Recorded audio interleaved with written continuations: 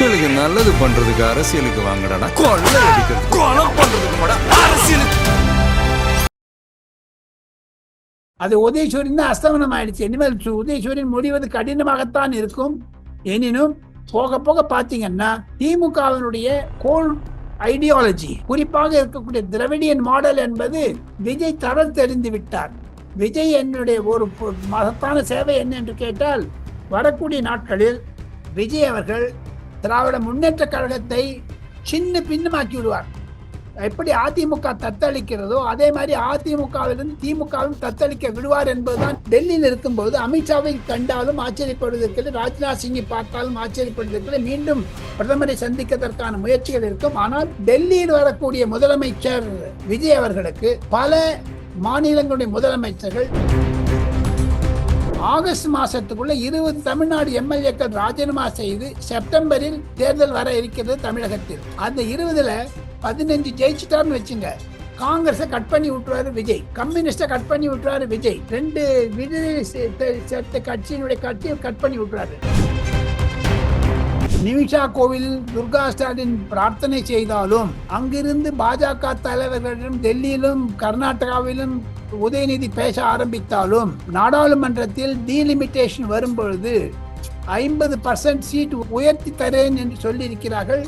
அது சட்டம் வந்தால் கண்டிப்பாக பாஜகவிற்கு திமுக ஆலோசனை செய்து ஒத்துழைத்து திமுக பாஜகவிற்கு ஓட்டு போடும்.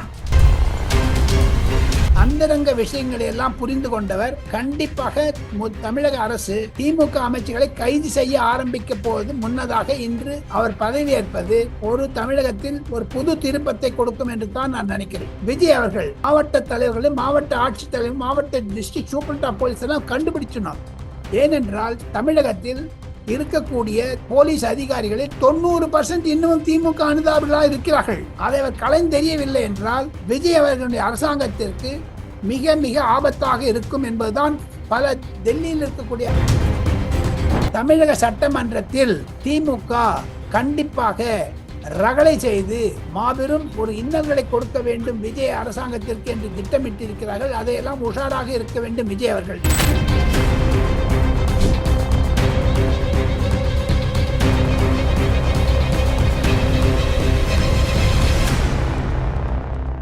ரியல் ஒன் உறவுகளே, நடுநிலையோடு பொறுப்புடன் செய்திகளை வழங்கி பல லட்சக்கணக்கான மக்களின் நம்பிக்கையை பெற்ற நமது சேனலின் வளர்ச்சிக்கு உங்கள் ஆதரவு தேவை. இந்த ஊடக பயணம் தொடர்ந்து வலுப்பெற திரையில் தெரியும் QR கோட் ஸ்கேன் செய்தோ அல்லது டிஸ்கிரிப்ஷனில் உள்ள வங்கி விவரங்கள் மூலம் உங்களால் முடிந்த அளவு சப்போர்ட் செய்யுங்கள். உங்கள் ஒவ்வொரு ஆதரவும் நமது குரலை இன்னும் பல லட்சம் பேரிடம் கொண்டு செல்ல உதவும். ரியல் ஒன் நண்பர்கள் உறவுகள் அனைவருக்கும் வணக்கம். இன்று நம்மோடு இருப்பவர் மூத்த பத்திரிகையாளர் டெல்லி ராஜகோபாலன் சார் அவர்கள். வணக்கம் சார்.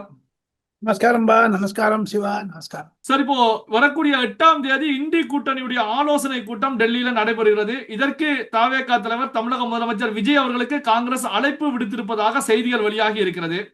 அதே நேரத்தில் எடுத்துக்கிட்டீங்கன்னா காங்கிரஸ் கட்சி கேரளாவில் பதவியேற்கும் போது விஜய் அவர்கள் கலந்துக்கல.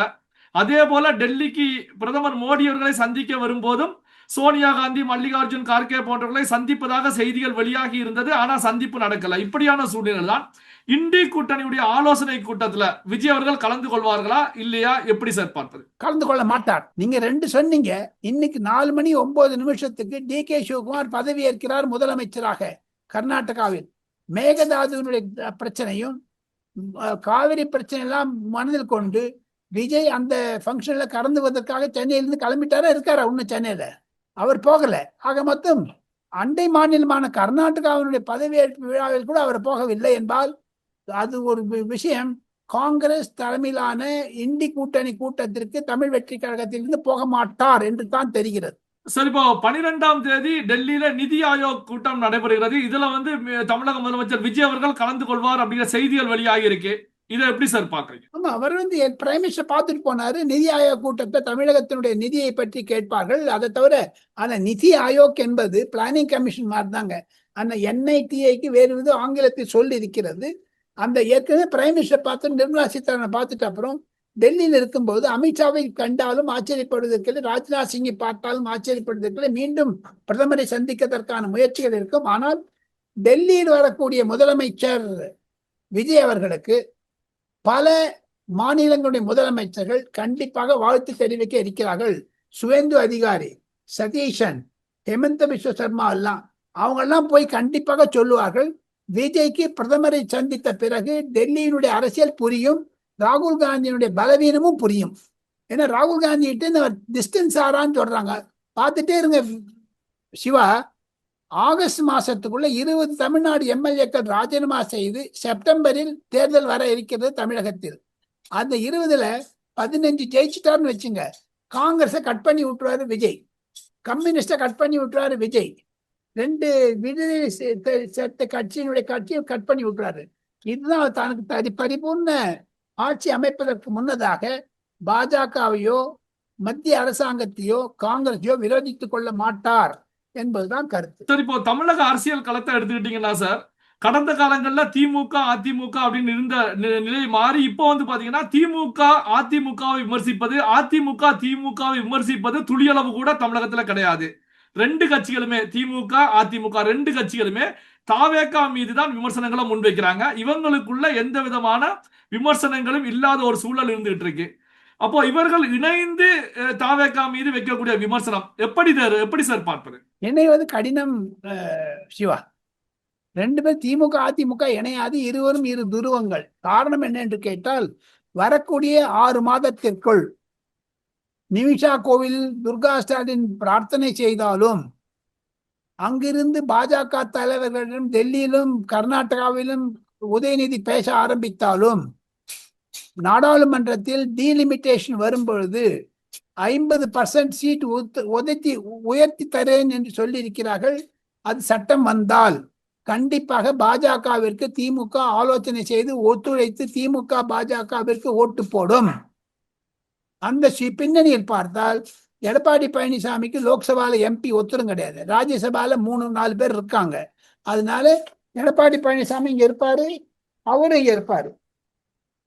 அங்கதான் எங்களுக்கு ஒரு விதமான ஒரு புரிதல்கள். சார், இன்று வந்து பாத்தீங்கன்னா கலைஞர் கருணாநிதி அவர்களுடைய 103வது பிறந்த நாள். இப்படியான சூழ்நிலையில் தான் திமுக தலைவர் ஸ்டாலின் அவர்கள் தன்னுடைய எக்ஸ் பக்கத்துல தமிழ்நாட்டை சூழ்ந்து வரும் இருளை உதய சூரியன் கொண்டு முறியடிப்போம் அப்படின்னு சொல்லி தெரிவிச்சிருக்காங்க. எப்படி முறியடிப்பாரு? அது உதயசூரியன் தான் அஸ்தமனம் ஆயிடுச்சு. இனிமேல் உதயசூரியன் முடிவது கடினமாகத்தான் இருக்கும். எனினும் போக போக பாத்தீங்கன்னா திமுகவினுடைய கோல் ஐடியாலஜி, குறிப்பாக இருக்கக்கூடிய திராவிடியன் மாடல் என்பது விஜய் தரம் தெரிந்து விட்டார். விஜய் என்னுடைய ஒரு மகத்தான சேவை என்ன என்று கேட்டால், வரக்கூடிய நாட்களில் விஜய் அவர்கள் திராவிட முன்னேற்ற கழகத்தை சின்ன பின்னமாக்கி விடுவார். எப்படி அதிமுக தத்தளிக்கிறதோ அதே மாதிரி அதிமுகவிலிருந்து திமுகவும் தத்தளிக்க விடுவார் என்பதுதான் என்னுடைய கருத்து சிவா. சார், தமிழக டிஜிபியாக இன்று மகேஷ்குமார் அகர்வால் அவர்கள் பதவியேற்றிருக்காங்க. ஏற்கனவே தாவேக அரசு மீது எதிர்கட்சிகள் பல்வேறு குற்றச்சாட்டுகளை முன்வச்சாங்க, சட்டம் ஒழுங்கு குறித்த விமர்சனங்களை முன்வச்சாங்க. இப்படியான சூழ்நிலையில தான் மகேஷ்குமார் அகர்வால் அவர்கள் டிஜிபியாக பதவியேற்றிருக்காங்க. இதை எப்படி சார் பாக்குறீங்க? அவர் ஒரு பஞ்சாப் மாநிலத்தை சேர்ந்தவர், நேர்மையான அதிகாரி.